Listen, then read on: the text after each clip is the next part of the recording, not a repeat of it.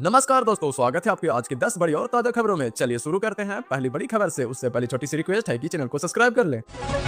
नमस्कार, आप देख रहे हैं एजेडी न्यूज और मैं हूं अनूप कुमार। बिहार से इस वक्त की बड़ी खबर। उज्ज्वला योजना लाभार्थियों के लिए बड़ी बुरी खबर है, क्योंकि सालाना मिलने वाली 9 सिलेंडरों से घट के अब मोदी सरकार ने 4 सिलेंडर कर दिया है। जी हां, उज्ज्वला योजना के लाभार्थियों के लिए बड़ी खबर सामने आई है। सरकार ने उज्ज्वला योजना के तहत मिलने वाले गैस सिलेंडरों की संख्या सालाना संख्या 9 से घटाकर संख्या 4 कर दी गई है। यानी कि पहला 9 सिलेंडर एक साल में भरा सकते थे, लेकिन अब 4 सिलेंडर ही सालाना भरा सकते हैं। जी हाँ, 9 से 4 एक साल में मात्र 4 सिलेंडर ही यूज कर सकते हैं। इस फैसले के बाद अब लाभार्थियों को पूरी साल में केवल 4 एलपीजी सिलेंडरों पर ही सब्सिडी का लाभ मिलेगा, जबकि बाकी सिलेंडर बाजार कीमत दर पर मिलेंगे। सरकार का कहना है कि अधिकांश उज्ज्वला उपभोक्ता सालाना 4 सिलेंडरों का ही इस्तेमाल कर पाते हैं, इसीलिए नई व्यवस्था लागू कर दी गई है। हालांकि इस फैसले से उन परिवारों का अतिरिक्त आर्थिक बोझ बढ़ सकता है जिनके घर में गैस अधिक खपत हो रहा है, साल में 4 से ज्यादा सिलेंडर इस्तेमाल करते हैं। विशेषज्ञों के अनुसार पहले की तुलना में अब लाभार्थियों के जेब पर ज्यादा असर पड़ सकता है, क्योंकि अतिरिक्त सिलेंडर पर मिलने वाली सब्सिडी समाप्त हो जाएगी। ऐसे में बढ़ती महंगाई के बीच गरीब और फिर नियम आय वर्ग के लोगों को घरेलू बजट और आर्थिक संभावित होने का शंका जताई जा रही है।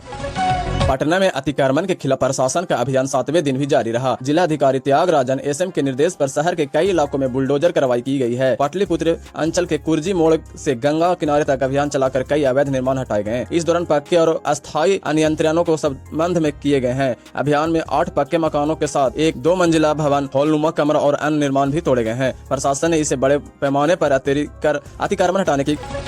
राजद के वरिष्ठ दलित नेता और पूर्व मंत्री शिवचंद राम के इस्तीफे के बाद बिहार की राजनीति गर्मा गई है। इस पूरे विवाद में केंद्रीय मंत्री जीतन राम मांझी ने राजद पर तीखा हमला बोला है। मांझी ने सोशल मीडिया पर प्रतिक्रिया देते हुए कहा कि शिवचंद राम के साथ जो हुआ वह कोई नई बात नहीं है। उन्होंने लिखा कि उनकी पार्टी और वे खुद इस कठिन समय में शिवचंद राम के साथ खड़े हैं। राष्ट्रीय जनता दल के सुप्रीमो लालू प्रसाद यादव और पूर्व मुख्यमंत्री राबड़ी देवी के Z+ सुरक्षा हटाए जाने के बाद 10 सर्कुलर रोड स्थित आवास पर सियासी घमासान तेज हो गया है। केंद्र सरकार द्वारा सुरक्षा श्रेणी में कटौती किए जाने के विरोध में दोनों पूर्व मुख्यमंत्रियों ने नई सुरक्षा व्यवस्था को स्वीकार करने के साथ साफ इनकार मना कर दिया है। इसके बाद जहां एक तरफ राजद कार्यकर्ता आवास के मुख्य गेट के बाहर मुस्तैद होकर खुद रखवाली कर रहे हैं, वहीं दूसरी तरफ तैनात किए गए 42 सरकारी सुरक्षाकर्मी आवास अंदर प्रवेश न मिलने के कारण सड़क किनारे और वाहनों में ड्यूटी करने को मजबूर हैं। बीती 4 जून को Z+ कैटेगरी हटाने के बाद प्रशासन द्वारा दोनों नेताओं के लिए नई सुरक्षा व्यवस्था लागू की गई थी। इसके तहत जवानों की तैनाती तो कर दी गई है, लेकिन लालू राबड़ी के इनकार के बाद उन्हें आवास के भीतर जाने की अनुमति नहीं मिली है।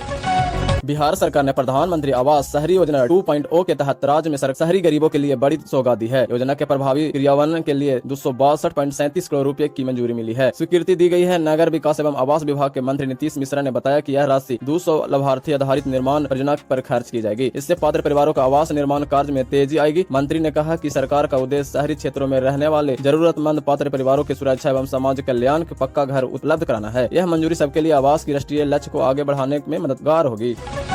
बिहार सरकार ने 25 नए प्रस्तावों को मंजूरी, विकास को मिलेगा नई दिशा। सरकार दरअसल साथ यह है कि सरकार की कैबिनेट बैठक में राज्य के विकास और फिर जन कल्याण से जुड़े 25 महत्वपूर्ण प्रस्ताव को मंजूरी दे दी गई है। इस फैसले को उद्देश्य कृषि, शिक्षा, सामाजिक सुरक्षा, बुनियादी ढांचे और फिर रोजगार के क्षेत्र में विकास को गति देना है। कैबिनेट ने किसानों की बकाया भुगतान समेत कई योजनाओं के लिए वित्तीय स्वीकृति की प्रदान की जा रही है। जहाँ बैठक में लाखों पेंशनधारियों की बड़ी राहत देने के लिए 3 महीनों की पेंशन एक साथ देने के प्रस्ताव को मंजूरी दी गई है। इसके अलावा शिक्षा और फिर तकनीकी क्षेत्रों को मजबूत करने के लिए नए संस्थानों, आधारभूत सुविधाओं और फिर विकास परियोजनाओं पर भी सहमति बनी है। सरकार का दावा है कि इन फैसलों के आम लोगों को सीधा लाभ मिलेगा और राजकाज कार्यों को नई रफ्तार मिलेगी। सरकार के अनुसार यह सभी प्रस्ताव बिहार को आर्थिक और फिर से सामाजिक रूप से मजबूत बनाने की दिशा में महत्वपूर्ण कदम साबित होंगे। आने वाले समय में इन योजनाओं के लागू होने से रोजगार के अवसर बढ़ेंगे, किसानों और राहत मिलेगी, फिर विकास परियोजनाओं में तेजी आने की उम्मीद जताई जा रही है। बिहार सरकार अगले महीने से घर तक पहुंचाएगी राशन, लाखों लोगों को मिलेगा फायदा। राज्य में 80 वर्ष से ज्यादा आयु वर्ग के 6,87,000 राशन कार्ड धारकों के परिवारों को उनके घरों पर भी अनाज पहुंचाया जाएगा। यह व्यवस्था अगले माह से लागू होगी। इसके लिए खाद्य एवं उपभोक्ता संरक्षण विभाग के संबंधित लाभुकों के घर तक अनाज पहुंचाने हेतु समाज संस्थान प्रणाली तैयार किया जाएगा। खाद्य एवं उपभोक्ता संरक्षण विभाग के एक अधिकारी ने बताया कि विभागीय स्तर पर यह तय किया गया है कि सार्वजनिक जन वितरण प्रणाली के दुकानदारों द्वारा ही संबंधित लाभुक परिवारों के घरों तक अनाज पहुँचाने का कार्य लिया जाएगा। औरंगाबाद में काशी जा रहे आंध्र प्रदेश के 3 की गई जान। बिहार में 2 अलग अलग सड़क हादसे के 7 लोगों की मौत हो गई, 20 से ज्यादा घायल हैं। औरंगाबाद में सोमवार सुबह पर्यटकों से भरी बस की ट्रक से टक्कर हो गई। हादसे में आंध्र प्रदेश के 3 लोगों की मौत हो गई है, 20 लोग घायल हुए हैं। बताया जा रहा है कि आंध्र प्रदेश से करीब 40 लोग आर्थिक स्थलों, धार्मिक स्थलों के लिए दर्शन के लिए यात्रा पर निकले थे। सभी रविवार रात बोधगया से यूपी के काशी के लिए बस से रवाना हुए थे। इसी दौरान भवानी होटल के पास उनकी बस का एक्सीडेंट हो गया।